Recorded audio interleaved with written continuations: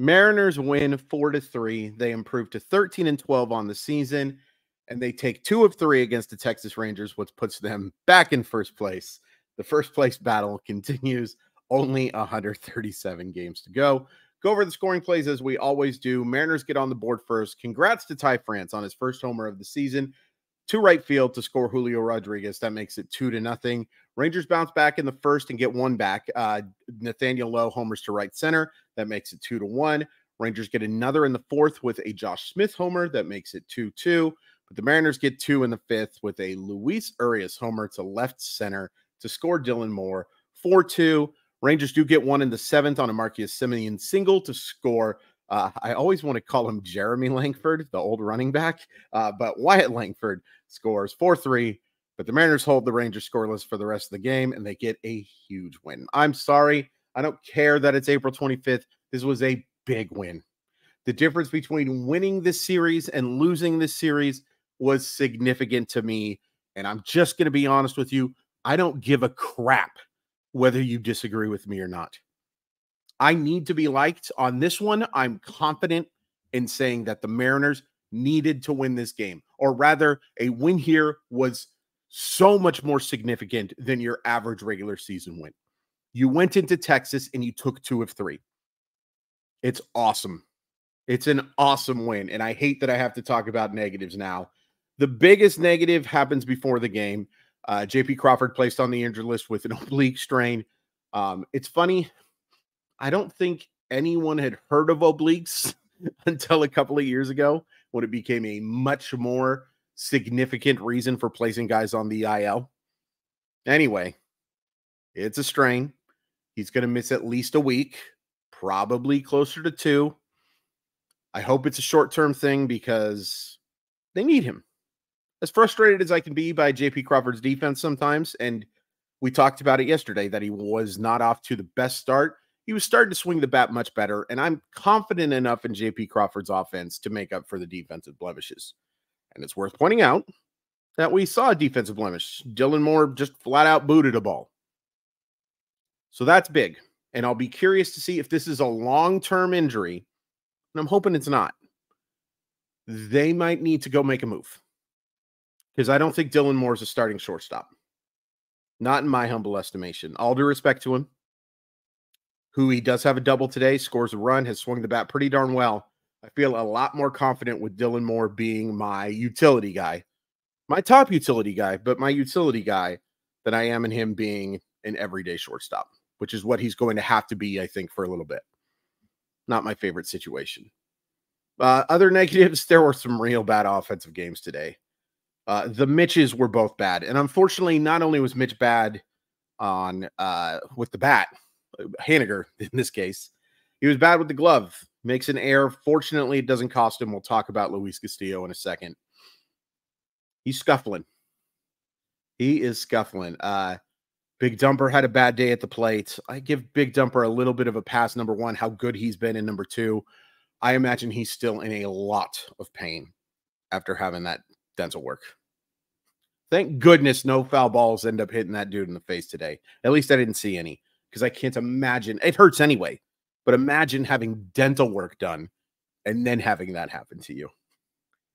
And Mitch Garver just looks awful. Just awful. 3 terrible at-bats. You got to keep putting Garver in the lineup. At some point, though, this has got to get better, man. It can't get much worse. Dude's hitting 134. And 134 got Tommy LaStella run out of this town. It's only a month. And Mitch Garver has an offensive track record that suggests he will be much better. But boy, oh boy, is this bad right now. You got to keep him at the bottom of the lineup right now. The fact he was hitting 7th against a left-hander today tells you that, yeah, they're not exactly confident in what's going on either. The negatives on the pitching side. Ryan Stanek wasn't very good. Now, the run's unearned because of the more air. I'm just not impressed with the stuff that I've seen from Stanek. He does get 2 strikeouts today. I really, really, really am looking forward to the day where Ryan Stanek is not their best setup man or second best reliever. Well, he's not their second best reliever. We'll talk about in the positives for sure. I might be being too hard on Stanek. You let me know, but I just have not liked what I have seen. On the positive side, first, simply Seattle, the very best in Seattle sports gear. Great stuff for the Mariners, of course, but Seahawks, by the way, NFL draft tonight. I'm hoping Michael Penix goes high. That's my ultimate thing. I want the Mariners to get it, or the Mariners. I want the Seahawks to get a good player, but I'm just really hoping Michael Penix goes high. As a big fan of the Huskies, and you can find a bunch of Husky stuff there. Kraken, Storm, all of it you can find there. Once you find it all, please use code MollyWop15 to show you're supporting the show, and also to show that, hey, show them that you took 15% off your order, because that's what that does. MOLLYWHOP15. Link in the description to make it nice and easy. Really appreciate your support. And one other positive before we go in, I am not going to wait until the 15-minute mark to do it this time.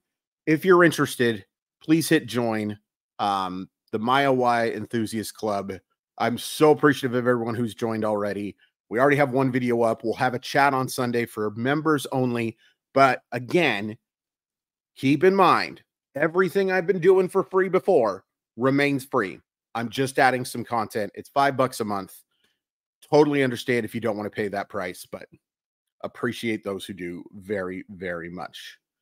Luis Castillo, I mean, to say he battled is the understatement of understatements. And I was really worried after the first couple innings because he was giving up some hard contact and he was dealing with a lot of trouble. And, you know, there was damage, or not damage, there was traffic. There was no damage from that traffic, though. He was able to work around and pitched a really strong baseball game against a good lineup, a lineup that gave him a lot of trouble, especially at the end of the year last year. 6 innings of 2-run baseball you will take every time. Was he fantastic? I'm not going that far. Was he good? Yes. And was it big for him to get through 6 innings tonight? Oh my goodness gracious, yes. I mean, outside of those, and even in those first 3 starts, I saw glimpses of very good. But this was a different level. This has been a different level over these last 3. It wasn't as good as he was against the Rockies, partially because the Rockies are just holy crap bad, although they won today. Good for them. By the way, the White Sox are now 3-22 with a negative 85 run differential. Oof, magoof. Anyway, he wasn't as good as he was against the Rockies, but this was a improvement over what we saw against Boston and Cleveland. It's right in line with what we saw against Chicago. It'll work. It'll absolutely work.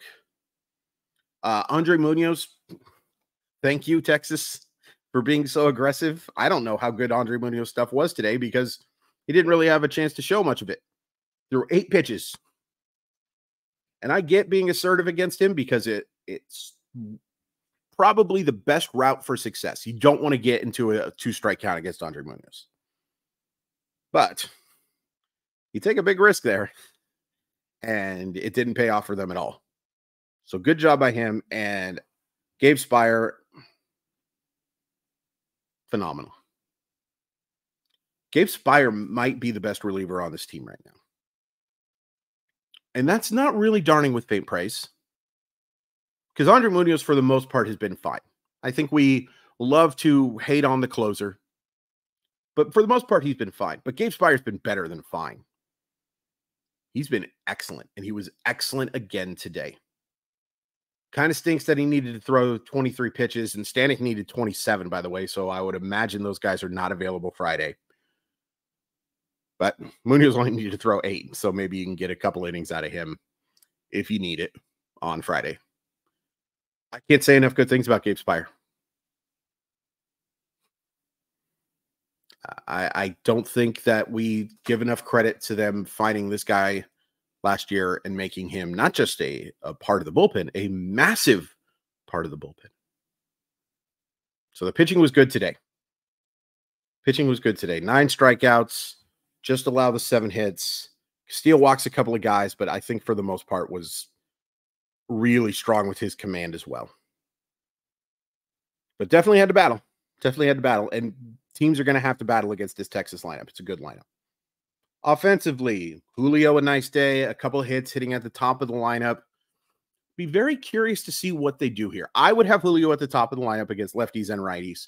I don't hate the idea of Julio hitting second and having Rojas hit leadoff against right-handers.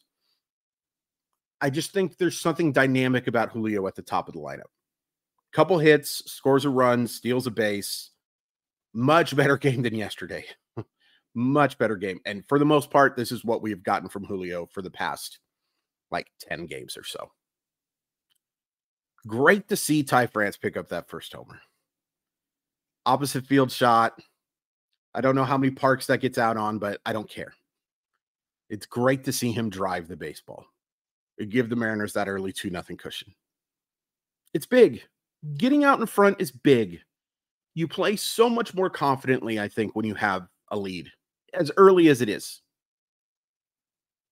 It's great to see him drive the baseball. 354 slugging percentage, which is actually higher than Julio's, which is just odd.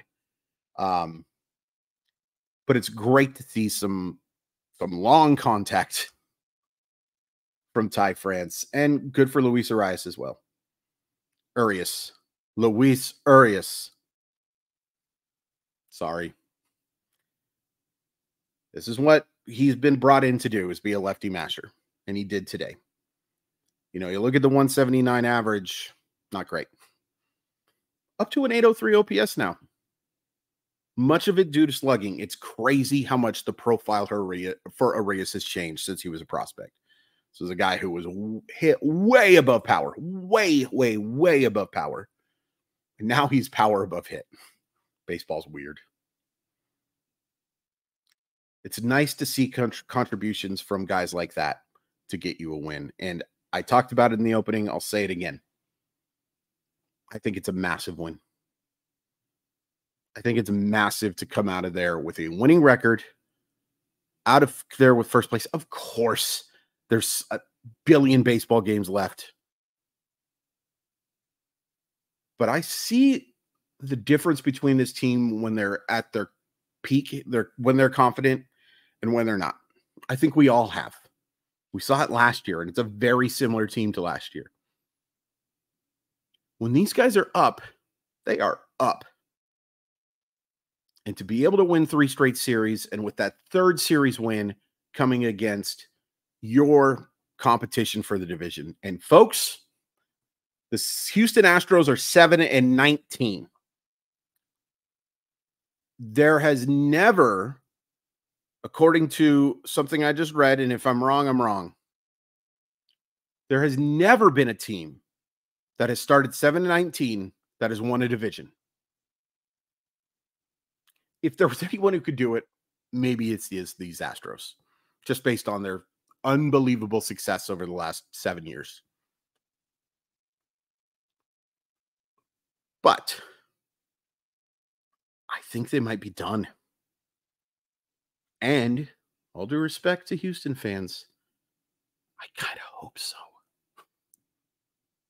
You've had your fun. Let the Mariners and Rangers have some fun. Oakland's obviously not in this. Los Angeles is obviously not in this. This seems like a 2-team race.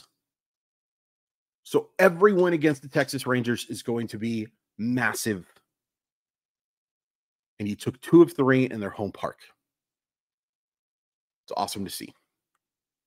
It is awesome to see. So next up for the Mariners is a 3-game series against the Arizona Diamondbacks. Now, I saw them post a graphic that said that Hancock is pitching Friday against Zach Gallen, which is interesting because George Kirby would be going on normal rest. And I talked about how exciting that pitching matchup was. I wonder if this is just a day since he's dealing with soreness. It's been widely reported, including by George Kirby, that he's dealing with soreness. If this is just a day off or a day of extra rest. It's concerning to me. George Kirby is a massive, it doesn't even begin to describe how important he is to the Seattle Mariners. So, just being honest with you here, Hancock Gallen, advantage Diamondbacks. And that's more compliment to Gallen than insult to Hancock, but that's a tough one now. Assuming it's accurate. I haven't seen anybody talk about anything, but the graphic they posted, and I saw it with my own two peepers and tweeted about it immediately, showed George Kirby not pitching on Friday. That it was Emerson Hancock going against Zach Gallen. I think this is a huge homestand. Arizona and Atlanta are very talented baseball teams. And one last thing before I let you go. If you're at the games this weekend, give Gino the biggest standing ovation you possibly can. To say that he was a fun Seattle Mariner is the understatement of understatements. And he has nothing, his being moved had nothing to do with him wanting to leave or anything like that. As far as I know, he was a really good player. And I think people will treat him with kindness, but if you're somebody who watches this channel and you happen to be sitting by people, tell them to cheer for him. Root for him to get out. But when he comes to the plate, give him a big old ovation. I sure would if I was going. I'm not going. Please hit like. Please hit subscribe. Follow me on those websites. Great win. Great series win. This was fun. Let's do it again some other time. How about Friday?